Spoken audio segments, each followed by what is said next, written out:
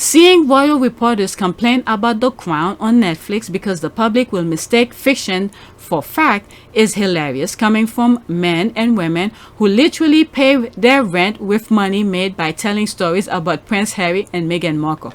Alright, let's see here. James O'Brien, incredible Eric Cantona inspired analogy featuring seagull and fishing trawlers explain why Meghan Markle has enraged so many media outlets. Okay, let's listen to this.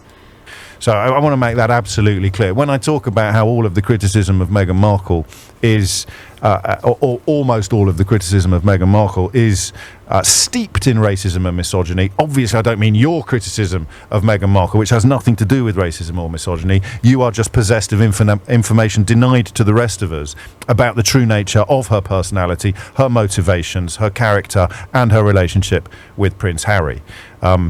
Because that's the only alternative to the misogyny and racism. You have actually read her mind. So either it's misogynistic and it's racist, or you've read her mind. And that doesn't matter whether you are Dirty Gertie from Number 30, holding forth in the Dog and Duck about the state of the nation, or whether you're actually paid by a national newspaper or a national broadcaster to offer up your insights into the relationship between Meghan Markle and Prince Harry, because they are furious. Do you know why they're furious? Imagine, if you would, that you were a seagull and your career depended upon following a trawler in the hope of picking up some manky old herring that fell off the back of the boat while they were busy packing up the catch for next day's market. Huh. How would you feel if they stopped throwing manky old herrings off the back of the boat? What would you do?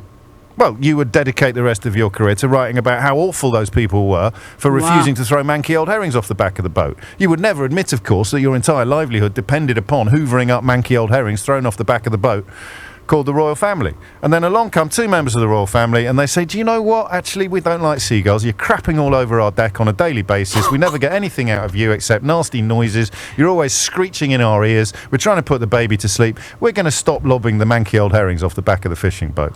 And the seagulls have... Wow, that's a very good analogy on that. I will never thought of it that way, but wow. He's spot on. Alright, oh shit, damn it. You're crapping all over our deck on a daily basis. We never get anything out of you except nasty noises. You're always screeching in our ears. We're trying to put the baby to sleep. We're going to stop lobbing the manky old herrings off the back of the fishing boat. And the seagulls have gone bonkers.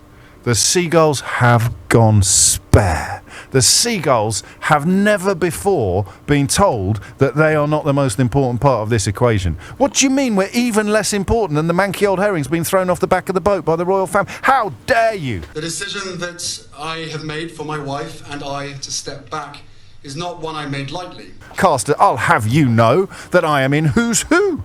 I am often invited by American broadcasters to comment upon the state of the British royal family. Victoria Arbiter, AR, B as in boy, ITER, and I am royal commentator for CNN. Richard Fitzwilliams, royal commentator. Ingrid Seward, I'm editor-in-chief of Majesty magazine. You've not seen the interview yet, have you?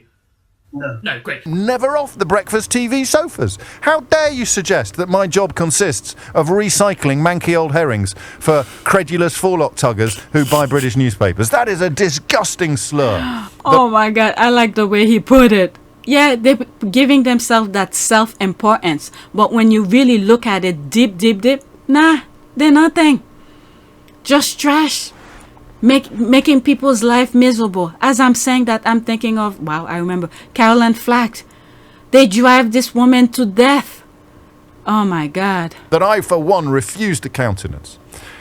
And that's really all they've done. That's all they've done. Prince Harry and his wife have essentially said, you know what? We're staying on the boat, by the way, because I was born on it. There's not a great deal I can do about that, but I'm going to decorate it the way I want to decorate it, and if you want to follow me around like a manky old seagull, well, you're not going to get any manky old herrings off me. Just clear off. Wow. And then you say, well, you can't ignore the seagull. You can't not feed the seagulls. You can't stay on the boat and not feed the seagulls. The price of being on the boat is feeding the seagulls. 4 times I asked the palace, or maybe 3 times I asked the palace, if we, as a media group, could meet Meghan, and it never happened. But we asked for forgiveness and please come back because this is a great country and the royal family are very important to us all. And the Queen needs your support, Harry, because William can't do it all, Catherine can't do it all. The Prince of Wales is taken on the Queen's role now, so he's even more busy. So Harry's badly needed. He said, well, no, it isn't. Of course I can still enjoy public life. I'm famous. And to be honest with you, sadly, that line between public and private life is almost non-existent anymore. And we will continue to do our best to ensure that there is the line. We are completely aware that we're in a very privileged position. This is half my official role, but half my private role. This is what I enjoy doing, but the private life has to be private, and I hope people respect that. I'm just going to ignore you. That's all.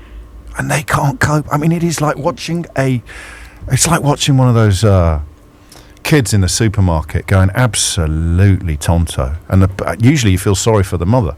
In this case, the mother would be the editor or the owner of the newspaper. So it's very hard to feel sorry for them while the toddlers are going spare in the seafood aisle. That's true. And that's all that's happened in this story.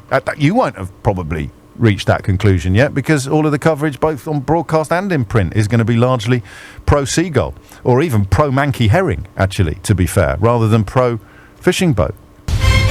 He's spot on. He is spot on. Where are the comments? Let's go back. I pressed on it by mistake. Okay, as if many didn't watch it happen. Okay, the irony, they always in a panic and telling on themselves with massive projection. All right, what is this? As if many didn't watch it happen. Let's see here. Okay, at the time, Edward VII was 56 years old and Alice Keppel was only 29. Of course, Camilla Parker's great-grandmother was also in a marriage, and her case to George Keppel, Alice Keppel, was special to Edward VII. Both went behind their partner's back to have their affairs, which grew over time. Edward VII had other women in his life, but Alice Keppel was special to him, as he made no secret, oh my God, of his love for her despite his marriage to Alexandra of Denmark.